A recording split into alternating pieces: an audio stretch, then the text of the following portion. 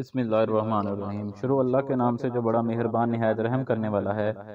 ارے تم وہ گندی عورت ہو جس کو قبول کر کے میں وقت سے پہلے بوڑھا ہو گیا۔ تم وہ بدبخت عورت ہو جس نے مجھے میری ماں، میرے سگے بہن بھائیوں سے دور کر دیا۔ دیکھو قمر، مجھ سے نوکرانی بن کر نہیں رہا جاتا، سمجھے؟ میں نہ تو تمہاری ماں کا ٹھیکہ لیا ہوا ہے، نہ ہی تمہارے بھائی کے بچوں کا۔ نہ تو میں اتنا کھانا بنا سکتی ہوں اور نہ ہی برتن دھو سکتی ہوں۔ سجل غصے سے چلا رہی تھی۔ قمر پاس بیٹھا ہاتھ تھاما، میری جان تھک جاتی ہو نا؟ اچھا چلو میں کروں گا بات امی سے، تم نہ کیا کرنا کام۔ سجل خاموش ہو کی۔ رات کو قمر امی کے پاس بیٹھا ہوا تھا۔ امی جان، آپ سے ایک بات کرنی ہے۔ ماں نے ہاں میں سر ہلایا۔ ہاں میرے بچے بولو۔ امی دراصل بات یہ ہے کہ چپ ہو گیا۔ امی نے پھر پوچھا، ہاں میرے بچے بولو کیا بات ہے؟ اصل میں سجل آج مجھ سے کہہ رہی تھی کہ وہ تھک جاتی ہے، اس سے اتنے گھر کے کام نہیں ہوتے۔ تو امی آپ سجل سے نہ کہاں کریں وہ گھر کے کام کرے۔ ماں مسکرانے لگی، ہائے یہ بیوی، تو یہ بات ہے، اس لیے آج سارا دن وہ سوئی رہی۔ چلو ٹھیک ہے پتر، نہیں کہتی، لیکن پھر گزارا کیسے ہوگا؟ کل کو تمہارے بھی بچے ہوں گے، کئی ذمہ داریاں ہوں گی، تھکن بھری زندگی کا سفر تو ابھی باقی ہے۔ بیٹا رشتوں سے انسان کبھی نہیں تھکتا، ہمارے ذہنوں میں پہلے فطور ہم کو تھکا دیتے ہیں۔ بیٹا میں کسی کو پابند نہیں کرتی وہ گھر کے گرہستی سنبھالے۔ ایک وقت تھا جب میں بیاہ کر آئی تھی، مٹی کا مکان تھا، 10 بھینسیں رکھی ہوئی تھیں، میں 18 سال کی تھی، بہت لاڈلی تھی امی ابو کی، لیکن یہاں آ کر تیرے ابا کے ساتھ قدم سے قدم ملا کر چلتی رہی۔ بیٹا گھر یوں ہی بسائے نہیں جاتے۔ خیر تمہاری بیوی کی مرضی ہے، میں کوئی زبردستی نہیں کروں گی تو بہت مشکلیں ہو جائیں گی۔ ایسا کر تیری بھائی بھی آ جاتے ہیں، میں بٹوارا کر دیتی ہوں، تم اپنی بیوی کو لے کر الگ ہو جاؤ۔ اتنے میں سجل بھی آ گئی۔ قمر چلیں؟ ماں نے پیار سے پوچھا، کہاں جا رہے ہو پتر؟ قمر آہستہ سے بولا، امی آج صبح سے سجل نے کچھ نہیں کھایا تو میں سوچ رہا تھا آج ڈنر باہر کر لیں۔ امی نے ایک ٹھنڈی آہ بھری، اچھا جاؤ پتر۔ دونوں ایک ریسٹورنٹ میں پہنچے، کھانا آرڈر کیا۔ سجل کھانا کھاتے ہوئے پوچھنے لگی، امی سے بات کی یا نہیں؟ قمر مسکرا کر اطمینان سے بولا، ہاں میری جان بتایا ہے، امی کہہ رہی تھی تم لوگ الگ ہو جاؤ۔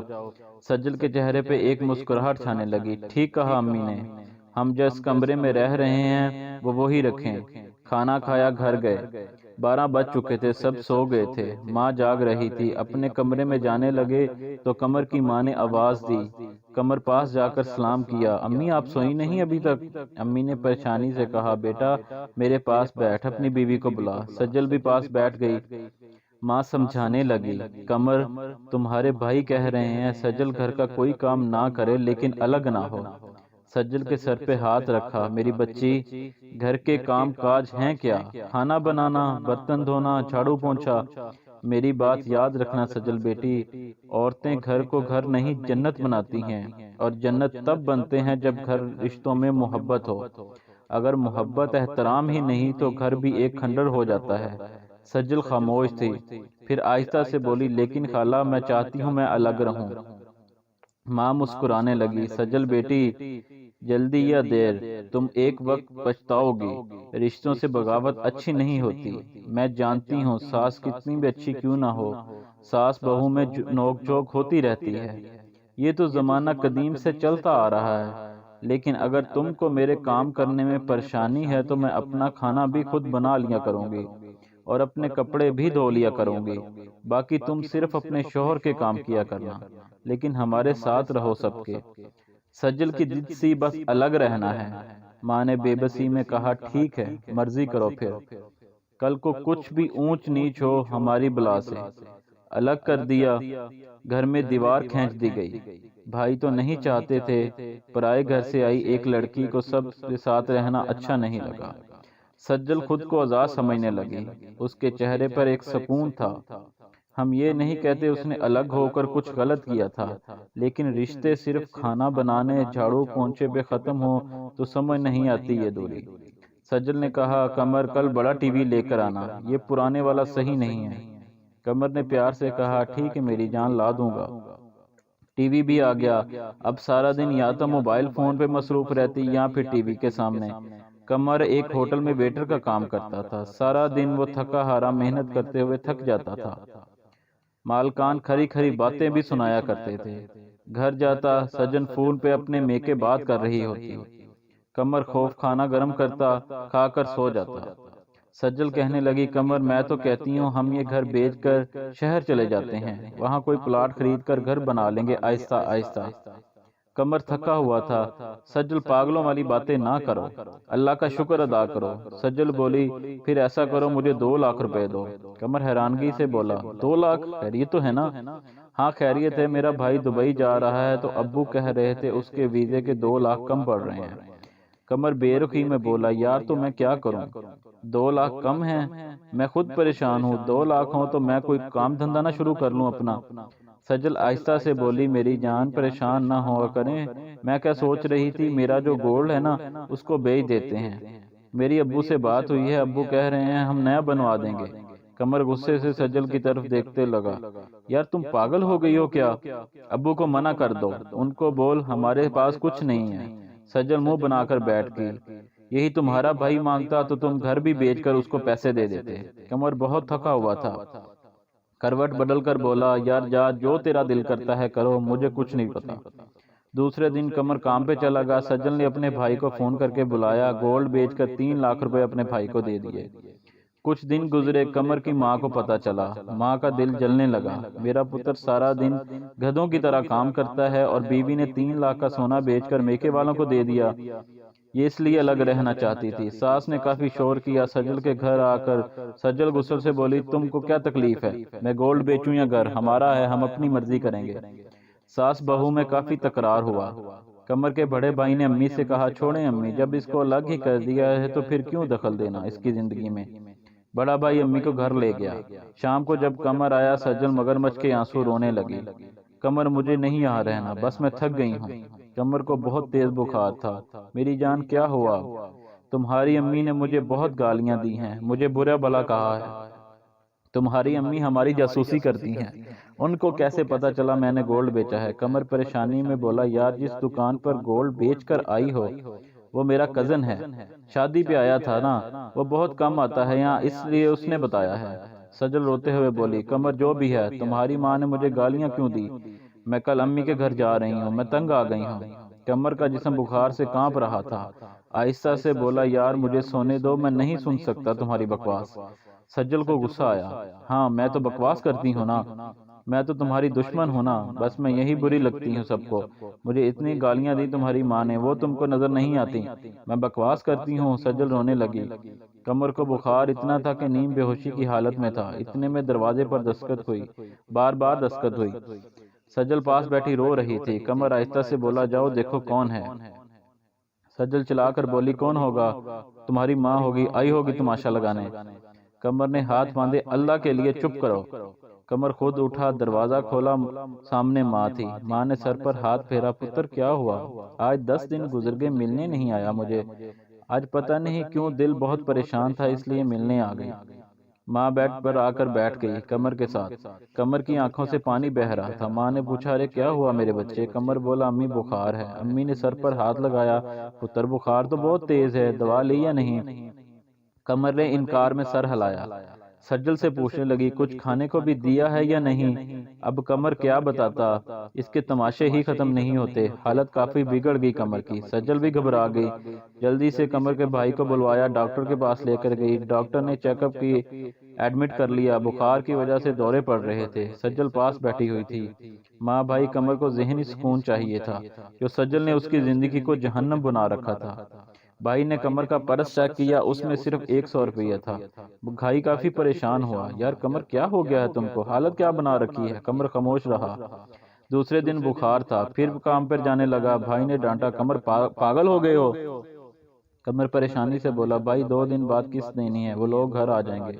بھائی نے پوچھا کیسی قسط؟ قمر آہستہ سے بولا بھائی سجل نے نیا موبائل لیا ہے 50,000 والا، بس 5,000 ہر مہینے اس کی قسط ہے، اور واشنگ مشین لی ہے۔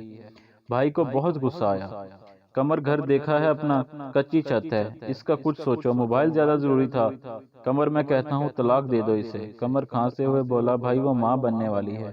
دن گزرنے لگے، سجل ہر روز کہتی یہاں سے گھر بیچ کر شہر چلتے ہیں۔ قمر سمجھاتا میں نہیں خرچہ برداشت کر سکتا اتنا، لیکن سجل بضد تھی۔ وقت گزرنے لگا، سجل شاپنگ کرنے میں مہنگے مال میں جاتی۔ ماں قمر کو بہت سمجھاتی، بیٹا سجل بد لگتی ہے، اسے چھوڑ دو۔ قمر کہنے لگا، امی اب ہمارا ایک بیٹا ہے، مجھے اپنے بیٹے کی فکر ہے، اس کا کیا قصور ہے؟ سجل کو اپنے بہن بھائیوں کی فکر تھی، لیکن قمر کے بہن بھائیوں کو دیکھنا بھی پسند نہ کرتی تھی۔ صاف منع کیا ہوا تھا کوئی بھی میرے گھر نہ آئے، نہ میں کسی کے گھر جاتی ہوں۔ قمر بہت تنگ تھا لیکن مجبور تھا۔ 8 سال گزر گئے تھے، لیکن سجل کے جھگڑے، فرمائشیں اور تلخیاں ختم نہ ہو سکیں۔ پھر ایک وقت ایسا آیا، قمر کی ماں دنیا سے چل بسی۔ ماں کے جانے کے بعد بھائیوں میں دوری بڑھنے لگی۔ قمر پہلے کبھی جو بھائی کے گھر امی سے ملنے چلے جایا کرتا تھا، اب امی بھی نہ رہی تھیں تو بھائی کے گھر جاتے ہوئے قدم رک جاتے۔ بھابھی لوگ اب اس چاہت سے بات نہ کرتی تھیں کیونکہ سجل نے سب کے ساتھ جھگڑا کیا ہوا تھا۔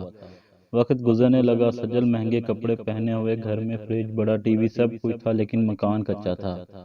پھر دیکھتے دیکھتے قمر کے دونوں بھائیوں نے پکے مکان بنا لیے، درمیان میں کچا سا گھر قمر کا رہ گیا۔ قمر یہ منظر دیکھ کر بہت پریشان ہوتا، دل ہی دل میں چیخ چیخ کر روتا۔ سجل کو سمجھانے لگا، سجل دیکھو، دونوں بھائیوں نے بڑے گھر بنا لیے ہیں اور ہم وہیں کے وہیں ہیں۔ سجل غصے سے بولی، تمہارے بھائیوں کی تنخواہ 50,000 ہے اور تمہاری 30,000 ہے۔ قمر غصے سے بولا، میں 30,000 کماتا ہوں اور تمہارا خرچہ 50,000 ہے۔ سجل بھی غصے سے بولی، تو میں کہتی ہوں کہ گھر بیچ کر شہر چلے جاتے ہیں۔ قمر گالی دے کر بولا، کتنی کمینی عورت ہو تم، یہ نہیں کہتی مہنگا موبائل، مہنگے کپڑے چھوڑ کر مل کر گھر کو گھر بناتے ہیں، تم ہمیشہ یہ گھر بیچنے کی بات کرتی ہو۔ سجل بھی برابر میں جواب دیتی، تو کھانا تم نے ہے، میں تمہاری بیوی ہوں، میرے حقوق پورے کرنا تمہاری ذمہ داری ہے۔ قمر بہت پریشان تھا، کون سے حق کی بات کرتی ہو تم؟ وہ بدبخت عورت ہو جس نے مجھے میری ماں، میرے سگے بہن بھائیوں سے دور کر دیا۔ تم وہ بدبخت عورت ہو جس کی وجہ سے میں اپنی ماں کو مرنے سے پہلے سینے سے نہ لگا سکا۔ تم وہ بدبخت عورت ہو جس نے اپنے میکے کو اپنے شوہر کی کمائی کھلا کھلا کر ان کو پیروں پر کھڑا کر دیا، اور میں دیکھو میرے گھر کو ڈرتا ہوں، میں نہ جانے کب یہ کچی دیواریں ٹوٹ جائیں۔ تم وہ بدبخت عورت ہو جس نے کبھی گھر کو گھر سمجھا ہی نہیں، تمہاری وجہ سے میرے بچے 2 وقت کی روٹی کھانے کو بھی ترس رہے ہیں۔ تم وہ بدبخت عورت ہو جس نے مجھے بلڈ پریشر، دل اور شوگر کا مریض بنا دیا۔ ارے تم وہ گندی عورت ہو جس کو قبول کر کے میں وقت سے پہلے بوڑھا ہو گیا۔ دیکھو میری آنکھوں کے گر سیاہ دھبے، چیخ چیخ کر بتا رہے ہیں، میں راتوں کو سو نہیں پاتا کہ میرے بھائیوں نے بڑے بڑے گھر بنا لیے، ان کے بچے مہنگے اسکولوں میں پڑھ رہے ہیں اور میرا بیٹا سرکاری اسکول میں دھکے کھا رہا ہے۔ ارے سب کچھ لوٹ کر تم نے اپنے بہن بھائیوں کو دے دیا، میرا کیا قصور تھا؟ بس اتنا کہ تم کو بے سہارا نہیں کرنا چاہتا تھا۔ تم کیا سمجھتی تھی میں تم سے ڈرتا ہوں؟ ارے عزت کرتا تھا تیری، سوچتا تھا چھوڑ دوں گا تو کہاں خوار ہوتی رہے گی۔ کاش تم اس میں خوشی رہتی جو میں کما کر لاتا، مہنگے کپڑے، موبائل، گالم گلوچ، جھگڑوں کو چھوڑ کر میرے قدم سے قدم ملا کر چلتی۔ قمر نے غصے سے چلاتے ہوئے کہا، بس سجل تھک گیا ہوں، اب میں تم کو طلاق دیتا ہوں، طلاق دیتا ہوں، طلاق دیتا ہوں۔ سجل چیخ چیخ کر رونے لگی، قمر یہ ظلم نہ کرو، میں اب سنبھل جاؤں گی۔ قمر نے بیٹا چھینا، دھکے دے کر سجل کو گھر سے نکال دیا۔ سجل میرے 12 سال تم نے جہنم بنا دیا، ارے کیا نہ کیا میں نے تمہارے لیے۔ سجل بھیک مانگنے لگی، لیکن اب وقت گزر چکا تھا۔ سجل امی ابو کے گھر چلی گئی۔ قمر کے بھائی بھابھی بھی شور سن کر آ گئے۔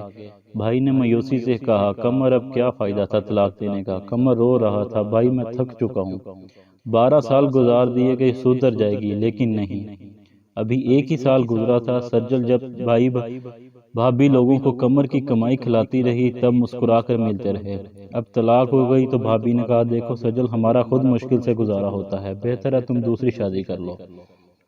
سجل اب بدلتے چہرے، بدلتے رشتے دیکھ رہی تھی، جن کی خاطر سب کچھ کیا وہ 1 سال میں تنگ پڑ گئے۔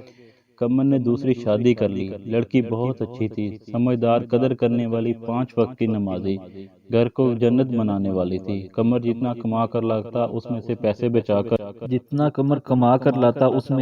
بچا کر کہیں کمیٹی ڈالی، کچھ پیسوں کو کارآمد جگہ خرچ کیا، دیکھتے دیکھتے 2 سال میں گھر بنا لیا۔ قمر بہت خوش تھا، اللہ نے ایک طویل عذاب کے بعد اچھی ہمسفر عطا کی۔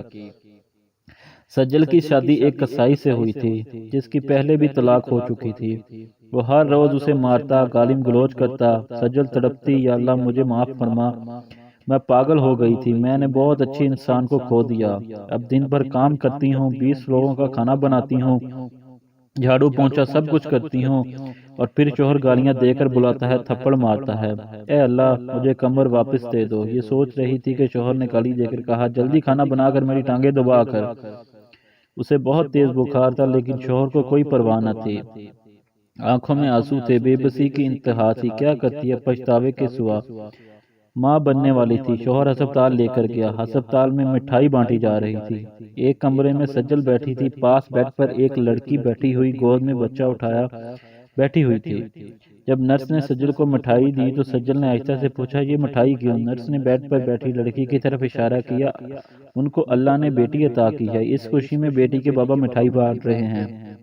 اتنے میں ایک قیامت کا سامنا ہوا۔ وہ لڑکی قمر کی بیوی تھی۔ قمر کمرے میں داخل ہوا، اس لڑکی کا ہاتھ تھاما، چلو میری جان، گاڑی آ گئی ہے، گھر چلیں۔ بیٹی کو گود میں اٹھایا، سہارا دے کر بیوی کو لے جا رہا تھا کہ سجل پہ نظر پڑی۔ پرانے سے کپڑے، چہرے پر زخم کے نشان، پاؤں میں پرانا سا جوتا، چہرے پہ ایک تھکن بے بسی۔ سجل دیکھ کر ہاتھ باندھ لیے۔ قمر کچھ کہنے ہی لگا تھا کہ سجل کا شوہر آ گیا۔ تلخ لہجے میں بولا، تو یہاں بیٹھی ہے، جا ڈاکٹر بلا رہی ہے، چیک اپ کروا، اٹھ بھی جا جلدی۔ مشکل سے اٹھی، ٹانگ پر چوٹ لگی ہوئی تھی، شوہر نے مارا تھا۔ آنکھوں میں آنسو، دل میں تڑپ، بے بسی، اٹھ کر چلے گی۔ آہ بھری کہ مجھے میں ہمت نہ تھی۔ عمر بھر ان کے آنسو مٹاتے رہے، ان کی نظروں میں اشکوں کی قیمت نہ تھی۔ قمر اپنی بیوی کا ہاتھ تھامے چلا گیا۔ ضروری نہیں ہوتا مرد ظالم ہو، عورت بھی بدبخت ہو سکتی ہے۔ سجل کی طرح تماشا کرنے والی، جھگڑا اور رشتوں میں زہر بھرنے والی، میکے کی فکر اور سسرال کو قید خانہ سمجھنے والی، گھر کو جہنم بنانے والی، اور پھر انجام سجل سا ہوتا ہے۔ اگر کوئی عورت ایک جیسی ہے تو انجام سے پہلے سدھر جائے، ورنہ زندگی جب تھپڑ مارے گی پیٹھ پھرچاوے کے سوا کچھ نہیں ملے گا۔ شوہر کی کمائی پہ راضی رہ کر گھر کو جنت بنا لیں، چھوڑ دیں رشتوں میں زہر بھرنا۔ خدا آپ سب کو حامی و ناصر و خدا حافظ۔